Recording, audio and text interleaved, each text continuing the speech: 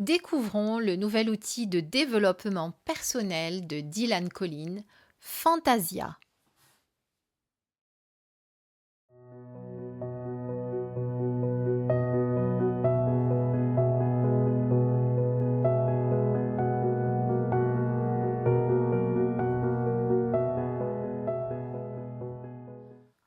Bonjour mes belles lumières, j'espère que vous allez bien. C'est Christine L'Amour en Soi. On se retrouve à nouveau pour une nouvelle vidéo.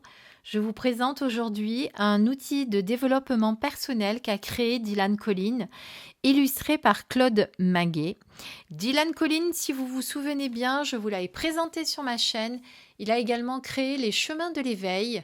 Si j'y pense, parce qu'à chaque fois j'oublie, parce qu'il faut le faire après la mise en ligne, je vous mettrai là-haut le petit lien ici, là, pour aller voir cette vidéo, si vous avez envie de découvrir ce bel outil également. Alors, comme vous pouvez le remarquer, Dylan Collins ne marque jamais sur ses boîtes Oracle, carte Oracle ou Oracle, etc.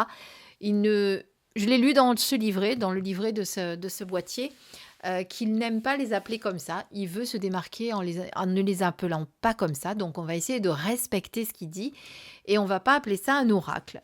Donc, voilà, en tout cas, cet outil de développement personnel. Alors, on va d'abord lire ce qu'il y a au dos. Alors, pour la petite histoire, c'est un oracle donc, qui est édité aux éditions Exergue et je remercie particulièrement Isabelle pour cet envoi. On va regarder ce qui est écrit pour le découvrir. Fantasia.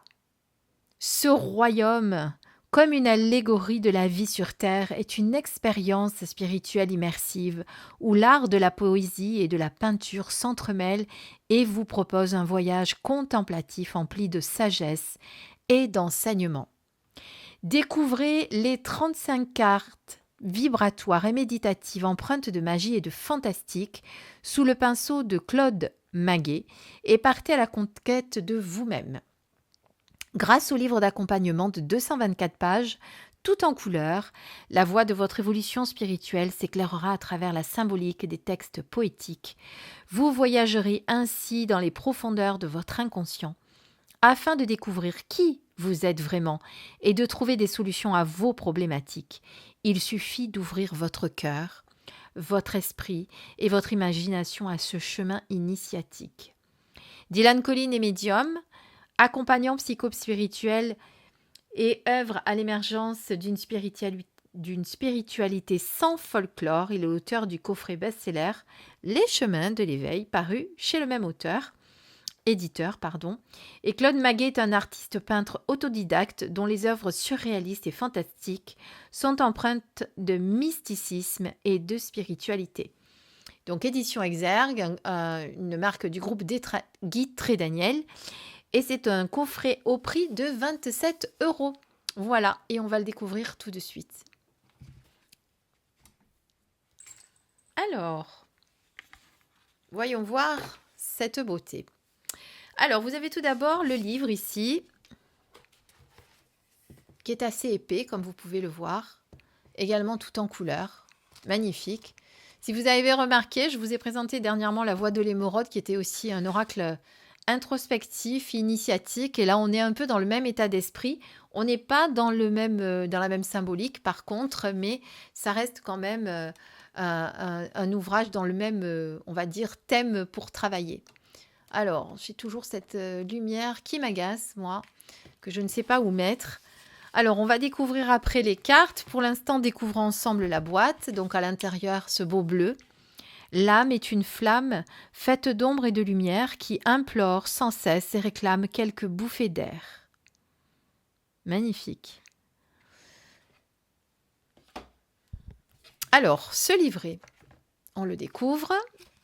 Donc, vous avez tout d'abord les pages qui concernent l'éditeur, qui concernent l'auteur.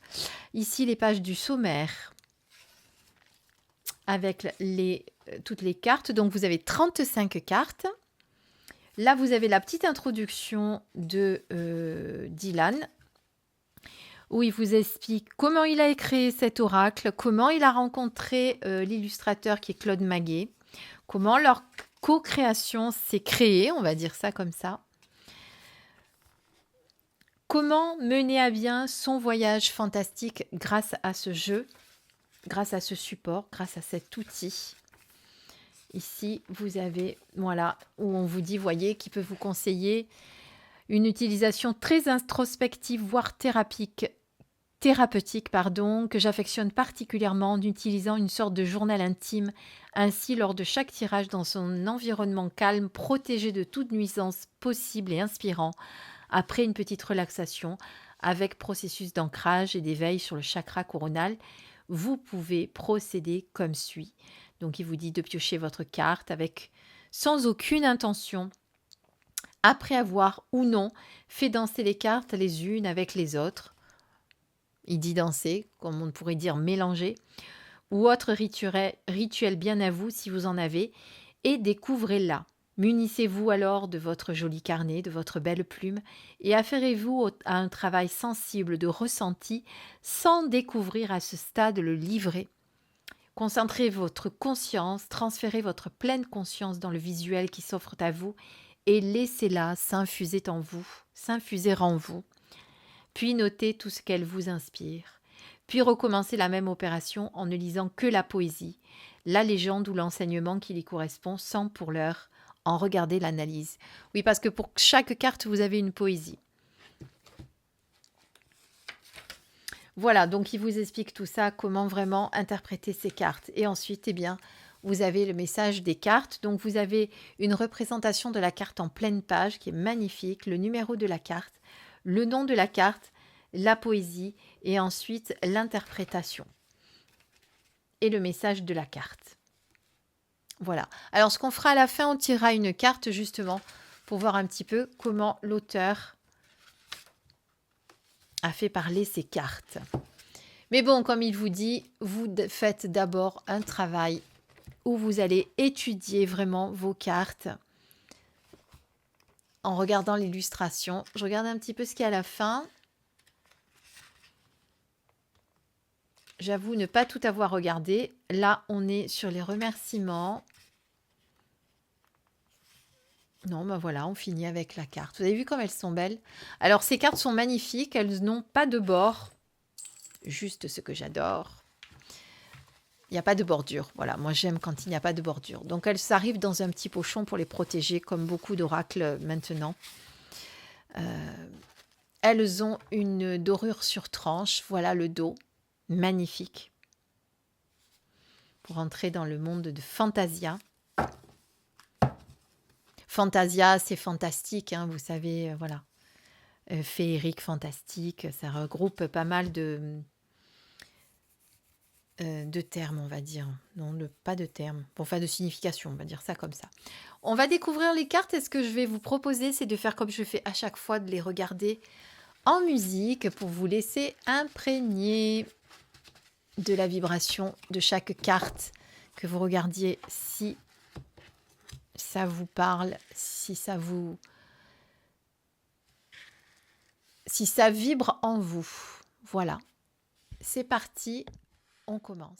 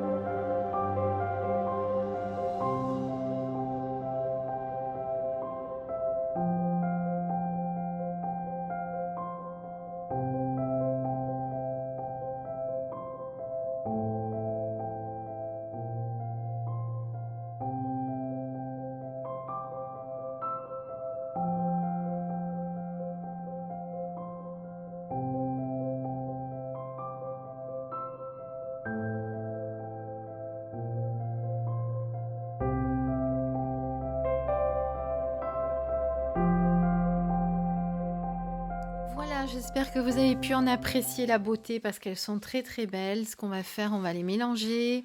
Elles glissent très très bien. Je vous ai pas parlé de la qualité, tiens.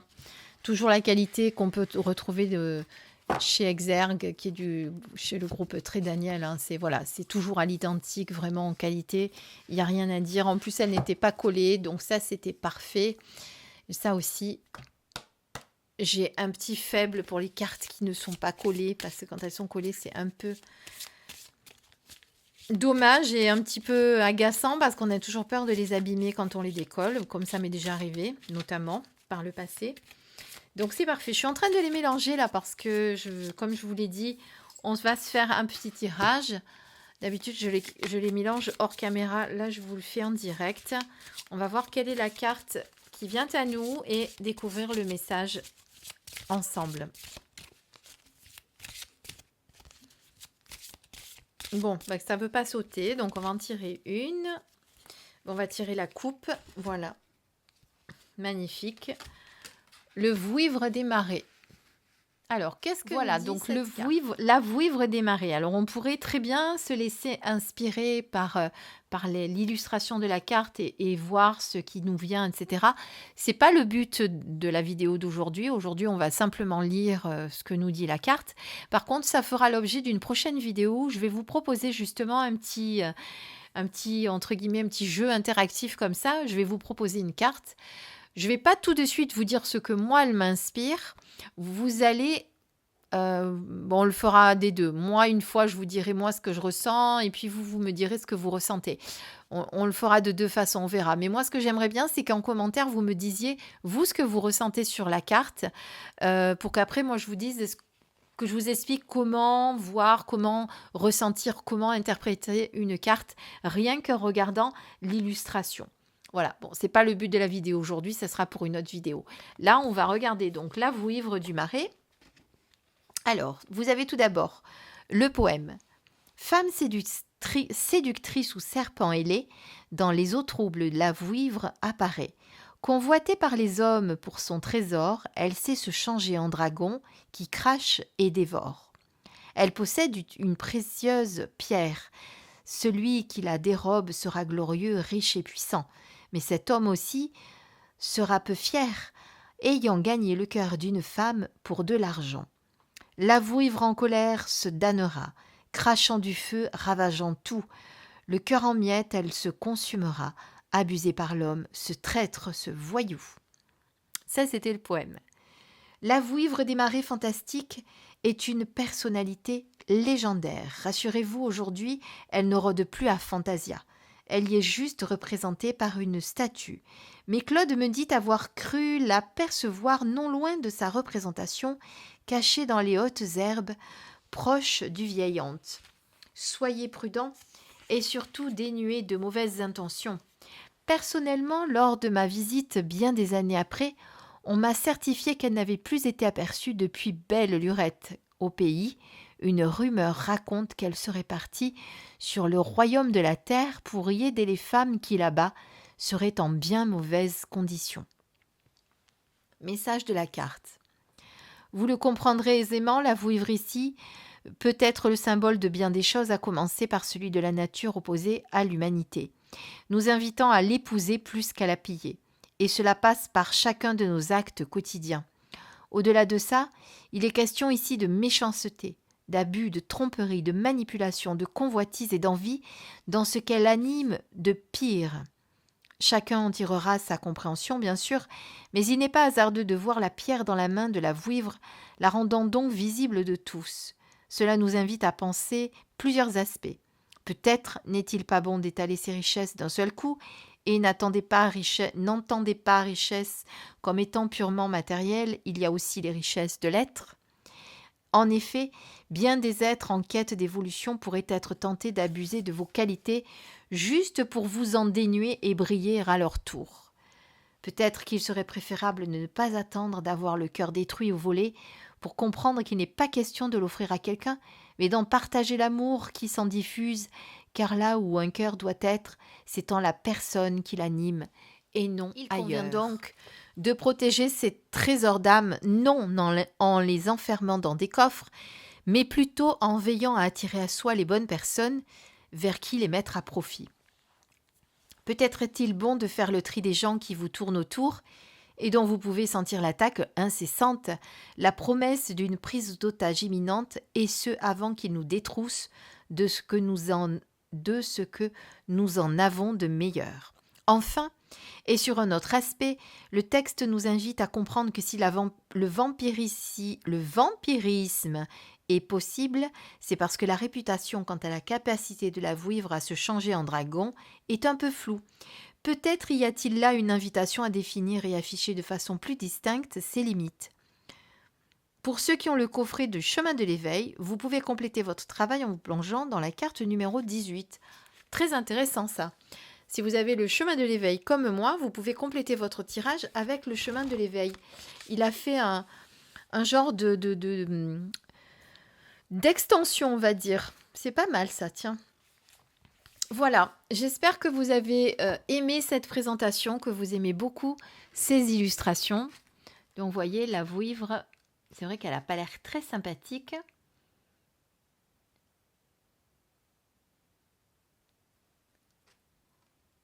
Je regarde s'il y a des détails que je pourrais vous donner sur la carte. En tout cas, ce que je voulais dire moi tout à l'heure, c'était de ne jamais laisser quand on vous dit que le vampirisme est possible, c'est parce que la réputation quant à la capacité de la vouivre à se changer en dragon est un peu floue. Peut-être y a-t-il une invitation à définir et afficher de façon plus distincte ses limites. C'est justement qu'on vous dit de faire attention, de ne pas donner votre pouvoir à quelqu'un d'autre. Voilà. J'espère que cette présentation vous a plu. Voici donc, je vous le redis, alors, j'ose plus dire oracle, on va dire oracle quand même. L'oracle Fantasien, voyage fantastique de Dylan Collin, qui est illustré par Claude Maguet.